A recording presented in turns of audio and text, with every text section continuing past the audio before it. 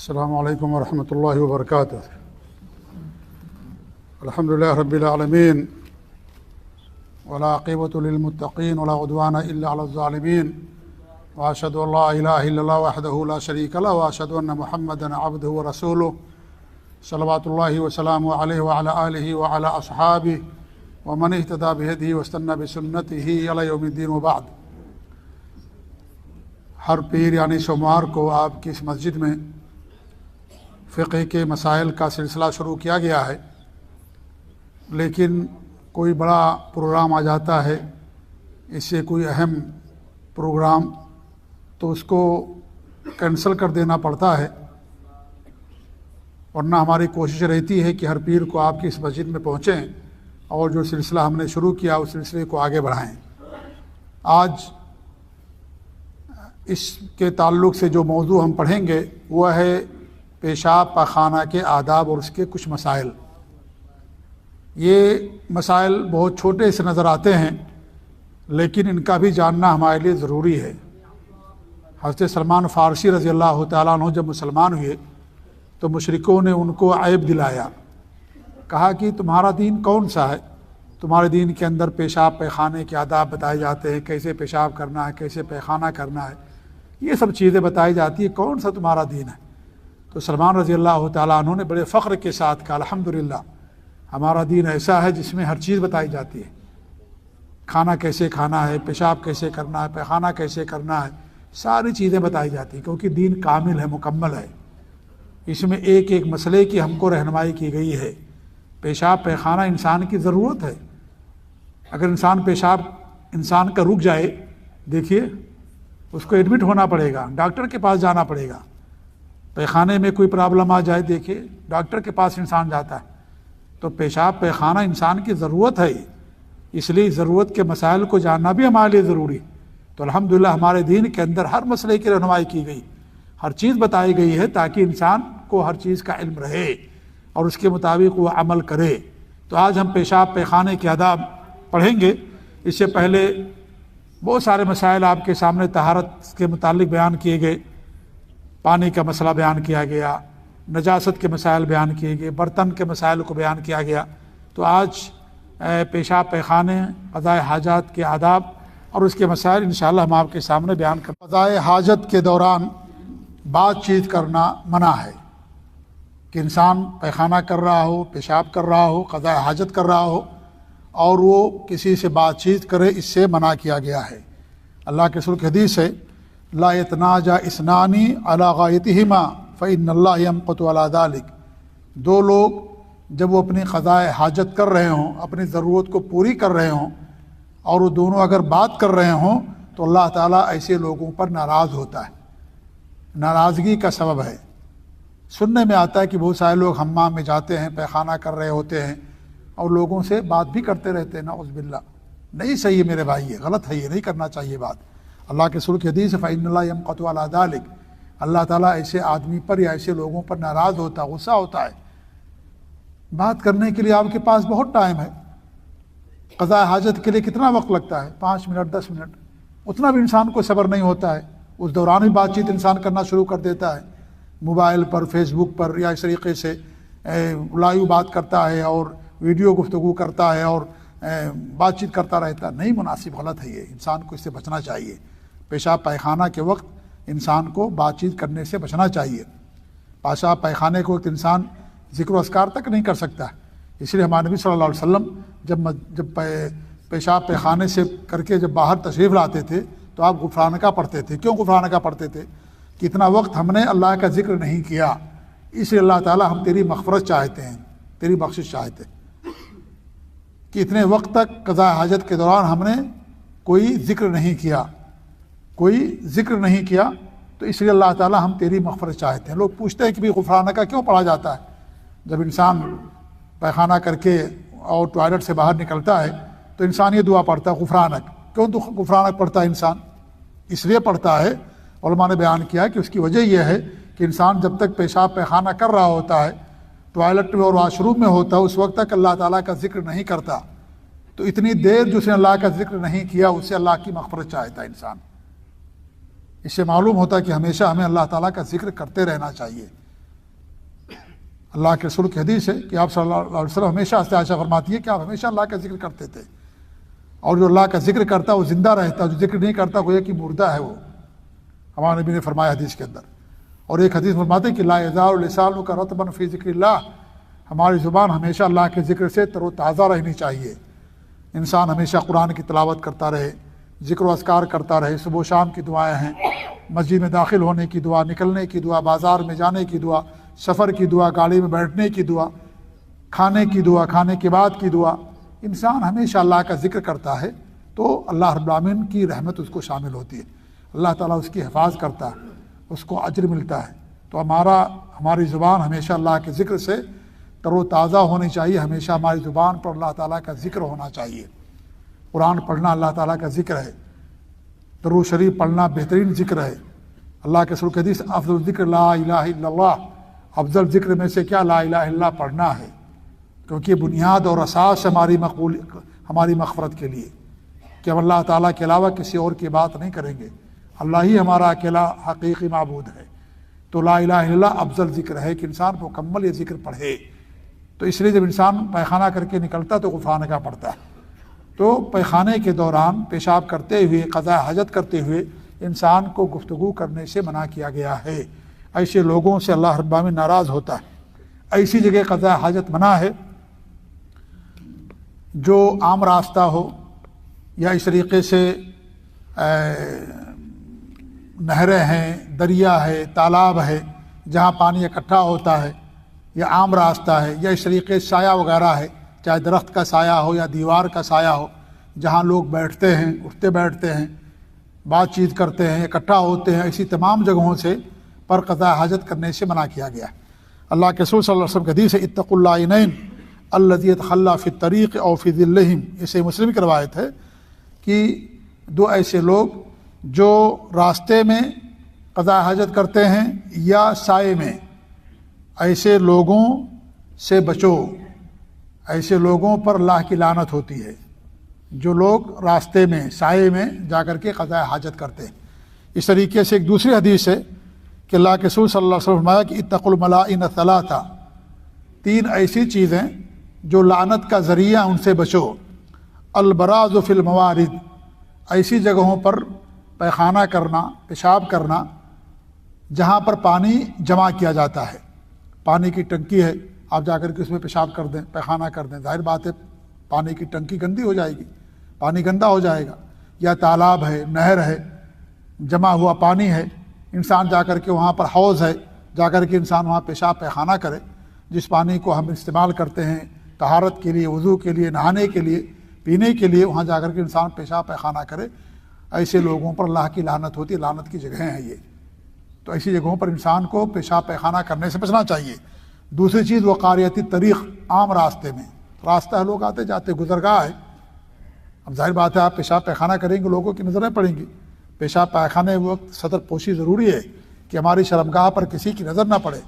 اب عام راستے میں کوئی پیشاب پیخانہ کرے گا تو اس کی نظر پڑ سکتی ہے، اس پر بھی لعنت ہوتی ہے۔ اور ظل یا سایہ، چاہے دیوار کا سایہ ہو یا درخت کا سایہ ہو، ایسی جگہ پر پیشاب پائخانہ کرنے سے منع کیا گیا۔ انسان وہاں بیٹھتا ہے گرمی میں، ٹھنڈی اس کو حاصل ہوتی ہے، آرام کرتا ہے، سکون ملتا ہے اس کو، وہاں پر جا کر کے انسان پیشاب کرتے، پیخانہ کرتے، جگہ گندی ہو جائے گی تو لوگ وہاں پر نہیں بیٹھیں گے۔ اس لیے شریعت کے اندر ان تمام جگہوں پر پیشاب پیخانہ کرنے سے منع کیا گیا۔ جب انسان قضاء حاجت کے لیے جائے واش روم میں تو پہلے بایاں پاؤں داخل کرے۔ ہر وہ جگہ جہاں انسان گندگی کرتا ہے یا اچھی جگہ نہیں ہے تو انسان وہاں پر بایاں پاؤں داخل ہوتے ہوئے بایاں پاؤں داخل کرے۔ لیکن ہر وہ جگہ جو پاک جگہیں ہیں وہاں پر انسان پہلے داہنا قدم داخل کرتا ہے۔ مسجد ہے، اللہ کا ذکر ہوتا ہے، نماز پڑھی جاتی ہے، جب آئیں تو پہلے داہنا قدم رکھیں۔ واش روم میں جاتے ہیں، ٹوائلٹ میں، بایاں پاؤں پہلے رکھیں۔ عام طور پر لوگ اس مسئلے کو جانتے ہیں لیکن عمل نہیں کرتے ہیں۔ کتنے لوگوں کو آپ نے دیکھا ہوگا مسجد سے نکلتے ہیں داہنا پاؤں نکال دیتے ہیں۔ اگر آپ بایاں پاؤں نکالیں گے آپ کو اجر ملے گا۔ ہر انسان اجر چاہتا ہے، مسئلہ اسے معلوم ہے لیکن توجہ نہیں دیتا، دھیان نہیں دیتا، کہتا چھوٹی سی نیکی ہے۔ بھئی چھوٹی چھوٹی نیکی بڑی نیکیاں بن جاتی ہیں، قطرہ قطرہ سمندر بن جاتا ہے، ذرہ ذرہ پہاڑ بڑھ جاتا ہے۔ آپ نے چڑیا کو دیکھا نا، تن کا چڑیا لے کر کے آتی ہے، اپنا گھونسلہ بنا لیتی ہے، تن کا جی ہاں، تو تنکے کو معمولی نہ سمجھے، تنکے ہی سے گھر بنتا ہے، قطرے ہی سے سمندر بنتا ہے۔ ایک قطرہ پانی جس کو انسان معمولی سمجھتا ہے، اگر انسان صحرا میں ہو، چٹیل میدان میں ہو، اور اس کو پانی کی ضرورت ہو، ایک قطرے پانی کی اس کو حیثیت اور اہمیت سمجھ میں آئے گی۔ تو اس لیے کسی بھی نیکی کو معمولی ہی کیوں نہ، اس کو نیکی کو معمولی نہ سمجھیں۔ ایک عورت نے کتے کو پانی پلا دیا، کتا نجس جانور ہے، ناپاک ہے، اسے بھوک لگی تھی، پیاس لگی تھی، اس عورت کو بھی بعض روایتوں کے اندر مرد کا ذکر آتا ہے کہ وہ اسے بھی پیاس لگی تھی، کنویں کے اندر گیا، پانی پی کر باہر آیا، دیکھا کتا پیاس سے بلک رہا ہے، زبان اس کی جو ہے باہر آ رہی ہے پیاس سے۔ اس نے سمجھا کہ جو تکلیف مجھے تھی، جو شدت پیاس کی تھی، اس کو بھی لگی، ہوئی بھی جانور ہے، وہ بھی اللہ کی مخلوق ہے۔ اسلام ہمارا ہمیں اس بات کی تعلیم دیتا ہے کہ ہم لوگوں کے ساتھ اچھا سلوک کریں، جانوروں کے ساتھ بھی اچھا سلوک کرنے کی تعلیم دی گئی۔ وہ اندر اترا اور موزے کو پانی سے جو نیکی، کسی معمولی نیکی کو بھی ہم معمولی نہ سمجھیں، نہ کسی چھوٹے گناہ کو چھوٹا گناہ سمجھیں، کیونکہ چھوٹا گناہ انسان اگر سمجھے گا چھوٹا، اس کو کرتا جائے گا، اور چھوٹی نیکی کو انسان اگر معمولی سمجھے گا، اس کو چھوڑتا جائے گا۔ چھوٹا گناہ کو انسان اگر چھوٹا سمجھے گا، معمولی اس کو کرتا جائے گا، چھوٹا سا گناہ کیا فرق پڑتا ہے؟ انسان اس کو ہتھ کنڈا ہے کہ معمولی بتا کر کے گناہ کرا دیتا ہے، اور نیکی کو معمولی بنا کر کے ان گناہ نیکی کو چھڑا دیتا ہے۔ اس انسان کسی نیکی کو معمولی نہ سمجھے۔ تو انسان جب ٹوائلٹ میں جائے، پہلے بایاں پاؤں داخل کرے، اور جب نکلے داہنا پاؤں نکالے۔ مسجد میں داخل ہو، پہلے داہنا پاؤں داخل کرے، مسجد سے نکلے بایاں پاؤں نکالے پہلے۔ ہم جانتے، سب جانتے ہیں، لیکن عمل نہیں ہو پاتا بہت سارے لوگوں سے۔ آپ کو چلنا ہے، بایاں پاؤں نکالیں گے، آپ کو اجر ملے گا الحمدللہ۔ آپ دیکھیں چھوٹی چھوٹی چیزوں پر اللہ تعالیٰ ہم کو اجر دیتا ہے، اجر سے نوازتا ہے۔ تو انسان کو ان چھوٹی چیزوں کا بھی اہتمام کرنا چاہیے۔ قیامت کے دن انسان ایک چھوٹی نیکی کا محتاج ہوگا، کہ ایک چھوٹی نیکی اگر ہمیں مل جائے تاکہ ہماری بخشش ہو جائے، انسان اس کا محتاج ہوگا۔ آج ہمیں ان نیکیوں کی اہمیت نہیں معلوم ہے، آخرت کے دن ہمیں ضرور اس کی معلوم ہوگی۔ جیسے انسان جب گھر میں ہوتا ہے، اس کے پاس پانی کی فراوانی ہے، پانی کا اس کو کی اہمیت نہیں معلوم، لیکن جب صحرا اور میدان اور چٹیل میں جاتا ہے اور اس کے پاس پانی نہیں ہوتا ہے، تو پانی کے قطرے کی اہمیت اس کو معلوم ہوتی ہے۔ تو قیامت کے دن تمام نیکیوں کی جب حساب کتاب ہوگا، تب ہم کو معلوم پڑے گا کہ نیکی کتنی سخت ہماری ضرورت تھی۔ تو ہم جب حمام میں جائیں، ٹوائلٹ میں، پہلے بایاں پاؤں داخل کریں، اور یہ دعا پڑھے، بسم اللہ اللہم انی اعوذ بک من الخبث والخبائث، کہ اللہ تعالیٰ ہم ان تمام لوگوں سے، خبیث مرد اور خبیث عورت سے کیا کرتے ہیں، ہم تیری پناہ چاہتے ہیں۔ تو انسان یہ دعا پڑھتا ہے، چونکہ جو گندگی کی جگہ ہیں وہاں پر شیطان بسیرا کرتا ہے، وہاں پر رہتا ہے وہ۔ تو جب اس کو ہم پڑھتے ہیں تو شیطان وہاں سے پھر بھاگ جاتا ہے، یا شیطان سے اللہ تعالیٰ کی اس بندے کی حفاظت کرتا ہے۔ تو اس لیے دعا ہم کو پڑھنی چاہیے، اللہم انی اعوذ بک من الخبث والخبائث۔ خبث کہتے ہیں نر کو، نر جو خبیث ہے اس میں، اور خبائث کہتے ہیں مادہ کو، یعنی خبیث عورتیں ان کی سمجھ لیجیے، جناتین اور خبیث جن، ان سب سے اللہ تعالیٰ ہم تیری پناہ چاہتے، تیری مدد چاہتے کہ اللہ تعالیٰ تو ہماری ان کی حفاظت فرما۔ تو اس طریقے سے انسان کو اس میں داخل ہونا ہے۔ ہر وہ چیز جس کی تکریم کی جاتی ہے اور جس میں اللہ تعالیٰ کا ذکر ہوتا ہے، ایسی کسی بھی چیز کو بیت الخلاء میں لے جانا جائز نہیں ہے۔ بیت الخلاء میں لے جانا انسان کے لیے جائز نہیں ہے کہ انسان پاکٹ میں قرآن رکھ لے، حمام میں چلا جائے، یا دین کی کتابیں ہیں، صبح و شام کے اذکار لکھے ہوئے ہیں، پاکٹ میں رکھا ہے، انسان لے کر کے حمام میں چلا گیا، نہیں۔ انسان اس کو کہیں باہر رکھ دے، یا کوئی آدمی موجود اس کو ہاتھ میں پکڑا دے کہ بھائی میں قضا حاجت کے واپس آتا ہوں، اس کے بعد میں لے لوں گا۔ تو ہر وہ چیز جس میں اللہ تعالیٰ کا ذکر ہو، اللہ کی بڑائی ہو، آیتیں ہوں، نبی صلی اللہ علیہ وسلم کی حدیثیں ہوں، ایسی تمام چیزوں کو بیت الخلاء وغیرہ میں لے کر کے جانا انسان کے لیے جائز نہیں، الا یہ کہ اگر انسان مجبور ہو جائے، کوئی نہیں مل رہا ہے، ضائع ہونے کا خدشہ ہے کہ وہ ضائع ہو جائے گا، تو مجبوری کی صورت میں الگ مسئلہ ہے، ورنہ عام حالت میں انسان کے لیے ایسا کرنا جائز نہیں ہے۔ قضاء حاجت کرتے وقت قبلے کو آگے کرنا، پیچھے کرنا، یہ بھی شریعت کے اندر منع کر دیا گیا ہے کہ انسان کو جو مسجد حرام ہے، خانہ کعبہ ہے، اس کی عزت کرنا، اس کا احترام کرنا ضروری، لہذا اس کو سامنے رکھ کر کے، اس کو پیچھے کر کے انسان پیشاب پیخانہ کرتا ہے، اس سے منع کیا گیا ہے۔ اللہ کے رسول صلی اللہ علیہ وسلم نے باقاعدہ اس سے منع کیا، لا تستقبلوا القبلہ ولا تستدبروها، نہ اس کا استقبال کرو نہ اس کو پیچھے کرو، بلکہ دوسری طرف انسان کو منہ کر کے قضاء حاجت کرنی چاہیے۔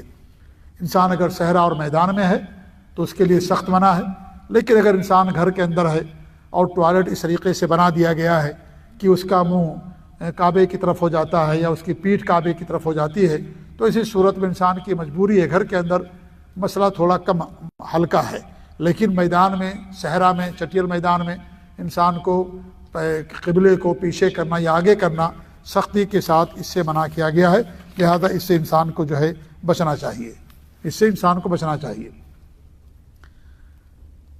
اپنی شرمگاہ کو دھلتے وقت، طہارت لیتے وقت انسان کو دائیں ہاتھ استعمال کرنے سے منع کیا گیا ہے کہ انسان دائیں ہاتھ سے استنجا نہ کرے، بائیں ہاتھ سے کرے، کیونکہ دائنا ہاتھ نیک کاموں کے لیے، اچھی چیزوں کے لیے استعمال ہوتا ہے۔ دائنا ہاتھ جو ہے، جیسے آپ سلام کرتے ہیں، کھانا کھاتے ہیں، یا اس طریقے سے اور مطلب جو اچھی چیز ہے اس کے لیے انسان دائیں ہاتھ کو استعمال کرتا ہے۔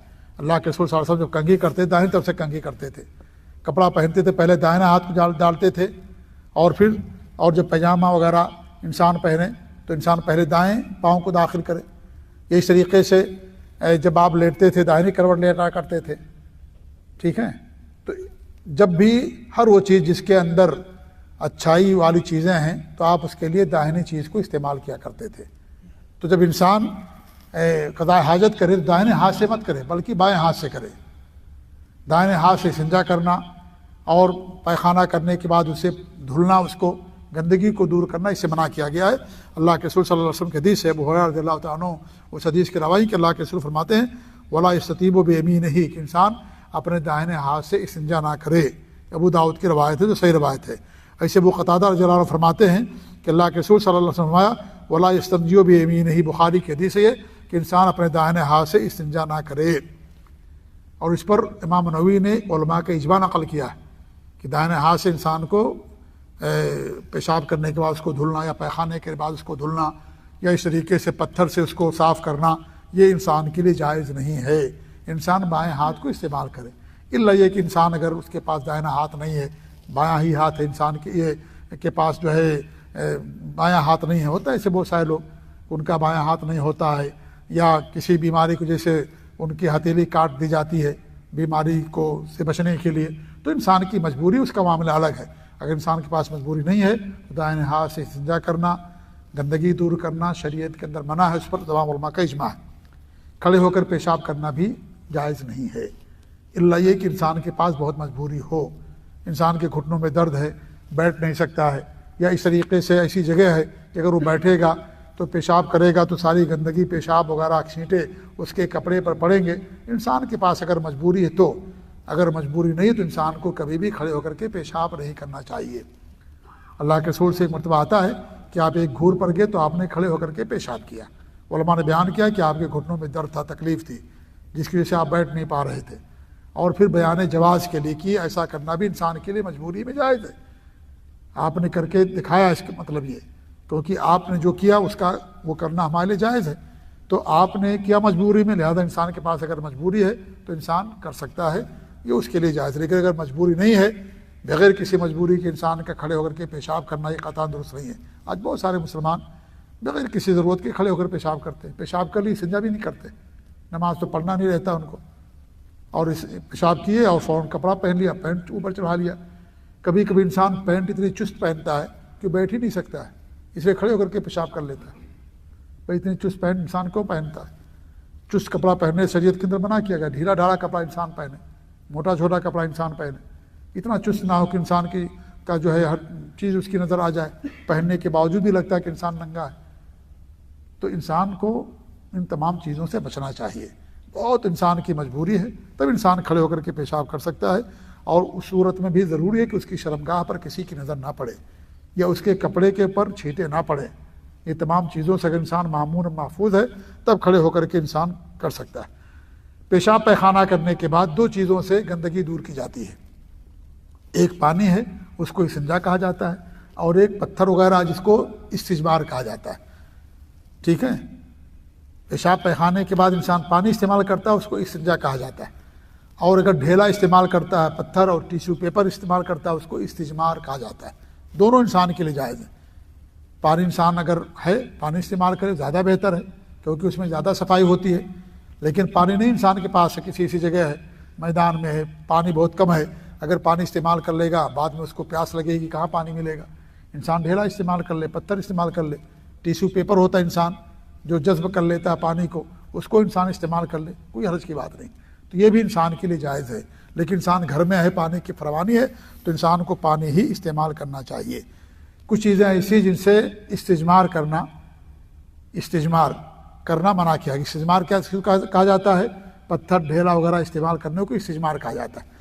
ہڈی سے انسان پیشاب یا پیخانے کے بعد اس گندگی کو دور نہیں کر سکتا ہے، کیونکہ ہڈی کیا ہے؟ جنوں کی خوراک ہے.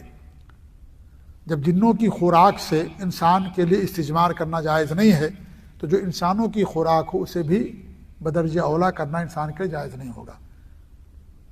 انسان گوشت لے لے یا اس طریقے سے انسان پسان لے لے، آٹا یا چاول کا آٹا لے لے، اس سے کر لے، کیونکہ وہ بھی سوکھ لیتا پانی کو، نہیں جائز ہے، کیونکہ اس کی تکریم کی جاتی ہے، اس کی عزت ہے، وہ انسان کھاتا ہے، احترام ہے، اس کا کھانے پینے کا احترام کیا جاتا ہے. تو اسے انسان اپنی قضاء حاجت کے بعد اس کو استعمال نہیں کر سکتا.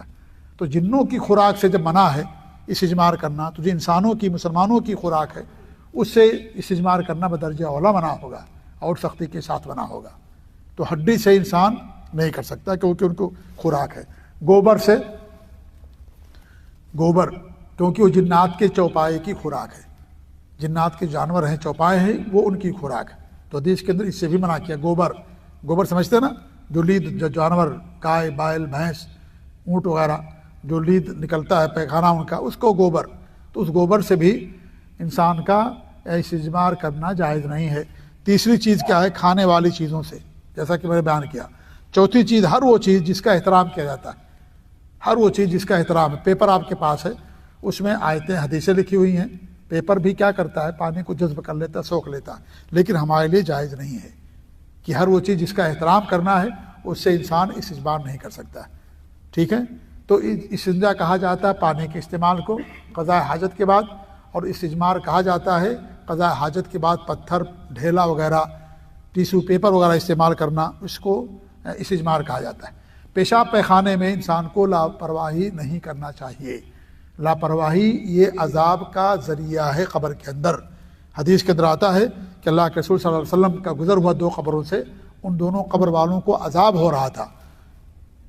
آپ نے کہا کہ دونوں کو عذاب ہو رہا، لیکن کسی بڑے مسئلے کی بنا پر عذاب نہیں ہو رہا ہے کہ بڑا مسئلہ تھا جس سے بچنا ان کے لیے معمولی تھا، یہ مشکل تھا ان کے لیے، نہیں، چھوٹا مسئلہ تھا. ایک آدمی پیشاب کرنے کے بعد پیشاب کے چھینٹوں سے نہیں بچتا تھا، دوسرا آدمی چغل خوری کرتا تھا. ایک پیشاب کے چھینٹوں سے نہیں بچتا تھا، پیشاب کر لیتا تھا، پیشاب کے چھینٹے کپڑے پر پڑتے تھے، اس سے بچتا نہیں، جسم پر پڑتے تھے اس سے. اور ایک چغل خوری کرتا تھا.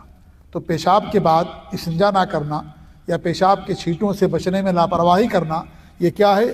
قبر میں عذاب کا ذریعہ اور سبب ہے. لہذا اس سے بچنا ضروری ہے. پھر حدیث کے اندر آتا ہے کہ مانوی صلی اللہ علیہ وسلم نے کھجور کی 2 ٹہنی، ایک ٹہنی لی، اس کے 2 حصے کیے، ایک حصہ ایک قبر پر گاڑ دیا، دوسرا حصہ دوسرے قبر پر گاڑ دیا، اور کہا کہ مجھے اللہ کی ذات سے امید ہے کہ جب تک یہ دونوں ٹہنیاں خشک نہیں ہوں گی ان دونوں کے عذاب میں ہلکا پن ہوگا. یہ کون لوگ تھے؟ مسلمان تھے، یہ کافر نہیں تھے، کیونکہ کافر کے عذاب میں ہلکا پن نہیں ہوگا. اور اگر وہ کافر ہوتے تو ہمارے بھی نہیں فرماتے کہ پیشاب کے چھینٹوں سے نہیں بچتے ہیں. ایک غیبت چغل خوری کرتا ہے، کیونکہ کفر اور شرک اس سے بڑا جرم ہے. ٹھیک ہے؟ بہت بڑا جرم ہے، بہت بڑا گناہ ہے. ہمارے فرمایا کہ یہ کوئی بڑا مسئلہ نہیں تھا، اسے بچ سکتے تھے لیکن نہیں بچے وہ. تو اس سے معلوم ہوتا ہے کہ مسلمان کو بھی قبر کے اندر عذاب ہو سکتا ہے اس کو عذاب. اگر وہ ایسا کام کرے گا جس سے اللہ ناراض ہو، جس سے قبر کے اندر عذاب ہوتا ہو، تو ضرور اس کو عذاب ہو سکتا ہے. تو آپ نے 2 حصے کیے ٹہنی کے اور گاڑ دیا، ایک کو ایک قبر پر، دوسرے کو دوسری قبر پر، اور کہا جب تک یہ دونوں خشک نہیں ہو جائیں گے اللہ کی ذات سے امید ہے کہ اللہ تعالیٰ ان کے قبر عذاب کے اندر ہلکا پن کرے گا. اس حدیث کو، یہ بخاری کی حدیث اپنی جگہ پر صحیح ہے، حدیث کے اندر کوئی مسئلہ نہیں ہے، الحمدللہ صحیح حدیث ہے. لیکن اسی حدیث کو بنیاد بنا کر کے ہمارے ملکوں میں لوگ قبروں پر کیا کرتے ہیں؟ ٹہنیاں گاڑتے ہیں، قبروں پر چادریں چڑھاتے ہیں، قبروں پر پھول لگاتے ہیں، قبروں پر جو درخت لگاتے ہیں، کہتے ہیں اس سے قبر کے عذاب کے اندر ہلکا پن ہوتا ہے. کیوں بھائی؟ اللہ کے رسول کی حدیث آپ نے ایسا کیا، لہذا ہمیں بھی کرنا چاہیے. تو کیا ایسا کرنا صحیح ہے؟ نہیں صحیح ہے، غلط ہے، یہ جائز نہیں. کیوں؟ اس لیے کہ آج ہم کو یہ نہیں معلوم پڑتا ہے کہ کس کو عذاب ہو رہا ہے کس کو عذاب نہیں ہو رہا ہے. ہمارے نبی کو وحی کے ذریعے سے بتایا گیا کہ ان دونوں کو عذاب ہو رہا. آج کیا ہمیں معلوم پڑ سکتا کسی کو عذاب ہو رہا ہے یا نہیں عذاب ہو رہا ہے؟ ہم کو نہیں معلوم پڑتا. تو ہم کیسے ہم ٹہنی وہاں جا کے گاڑیں گے جب ہم کو پتہ ہی نہیں ہے, ہمیں اس کا کوئی ہمیں خبر ہی نہیں اس کے بارے میں. اور پھر ہمارے نبی کو وحی کے ذریعے سے بتایا گیا, وحی کا سلسلہ بند ہو گیا. آپ عالم الغیب نہیں تھے, ہمارے نبی صلی اللہ علیہ وسلم غیب جاننے والے نہیں تھے. اللہ رب العالمین نے آپ کو وحی کے ذریعے سے بتایا کہ ان دونوں کو عذاب ہو رہا ہے. اگر یہ سب کے لیے ہوتا تو ہمارے نبی اور کی قبروں پر گاڑتے, کسی کی قبر پر آپ نے نہیں گاڑا. ہمارے نبی کی وفات کے بعد خلفائے راشدین کیا انہوں نے کسی کی قبر پر جا کر کے ٹہنی گاڑی, کوئی درخت لگایا, کوئی وہاں پر پھل لگایا یا وہاں پر جا کر کے پودا گاڑا؟ کچھ نہیں کیا انہوں نے. اس کا مطلب یہ کہ عمل ہمارے نبی کے ساتھ خاص تھا کیونکہ آپ کو وحی کے ذریعے سے بتایا گیا. تو کبھی کبھی حدیث صحیح ہوتی ہے لیکن اس کا مفہوم لوگ غلط بیان کر دیتے ہیں, اس کا غلط معنی لوگ بیان کر دیتے ہیں, اس سے غلط معنی لوگ لے لیتے ہیں. لوگ کہتے ہیں کو بخاری کی حدیث ہے لہذا یہ بھی جائز ہے. ایسا کرنا بالکل جائز نہیں, کیونکہ حدیثوں کو قرآن کو صحابہ کے فہم کے مطابق سمجھنا, صحابہ نے کیسے عمل کیا اس کے مطابق ہم کو سمجھنا. کسی بھی صحابی نے کسی کی قبر پر یہ سب نہیں کیا, پودا نہیں لگایا, درخت نہیں لگایا. ہمارے نبی نے کسی اور پر نہیں کیا. آپ کو بتایا گیا کہ ان کو عذاب ہو رہا تب آپ نے ایسا کیا. آج ہمیں پتہ نہیں چل پاتا کس کو عذاب ہو رہا کس کو عذاب نہیں ہو رہا ہے. لہذا ہمارے لیے ایسا کرنا قطعاً جائز نہیں ہے, یہ حرام ہے, بدعت ہے. اس سے بچنا انسان کے لیے ضروری ہے. تو انسان پیشاب پیخانے کے وقت کیا کرے, اس کے چھینٹوں سے بچنا ضروری ہے. پردہ کرنا انسان کے لیے ضروری ہے, ستر پوشی, کہ انسان کی شرمگاہ پر کسی کی نظر نہ پڑے, اور اس طریقے سے اس کے چھینٹوں سے انسان اپنے آپ کو بچا کر کے رکھے. اور یہ جو کچھ آداب بتائے گئے ہیں ان آداب کا بھی انسان کو جو ہے خیال رکھنا چاہیے. یہاں ایک مسئلہ یہ ہے کہ پانی ہوتے ہوئے پتھر کا استعمال کیا ہمارے لیے کرنا صحیح ہے؟ آدمی کر سکتا ہے. آپ کے پاس پانی ڈھیلا ہے تو آپ پتھر استعمال کر سکتے ہیں, ڈھیلا استعمال کر سکتے ہیں, لیکن زیادہ بہتر یہ ہے کہ انسان پانی استعمال کرے کیونکہ اس میں زیادہ پاکی ہے, اس میں وسوسہ انسان کو نہیں ہوتا ہے, وسوسہ انسان کے پاس باقی نہیں رہتا ہے. تو پانی ہے تو انسان پانی استعمال کرے, اگر پانی نہیں ہے تو ڈھیلا استعمال کرے. لیکن پانی کے باوجود بھی اگر کوئی پتھر اور ڈھیلا استعمال کرے گا تو پاک مانا جائے گا, وہ پاک ہوگا. یہ نہیں کہیں گے کہ ناپاک ہے, نہیں. تو پتھر یا ڈھیلا وغیرہ انسان استعمال کر سکتا ہے, لیکن پانی کی موجودگی میں اگر پانی استعمال کرتا ہے تو اس کے لیے زیادہ بہتر ہے, کیونکہ اس میں انسان وسوسے سے بچ جاتا ہے اور اس میں زیادہ حفاظت بھی ہے, زیادہ صفائی اور پاکی اور ستھرائی ہے. اس لیے انسان کو پانی استعمال کرنا چاہیے. یہ چند مسائل تھے جو میں نے آپ کے سامنے بیان کیے. اللہ تعالیٰ سے دعا کہ اللہ رب العالمین ہمیں اپنے دین کے مسائل کو جاننے کی توفیق دے اور اللہ تعالیٰ اس پر عمل کرنے کی توفیق دے. آمین. وصلی اللہ علی محمد وعلی آلہ وصحبہ اجمعین وجزاکم اللہ خیر. السلام علیکم و رحمۃ اللہ وبرکاتہ.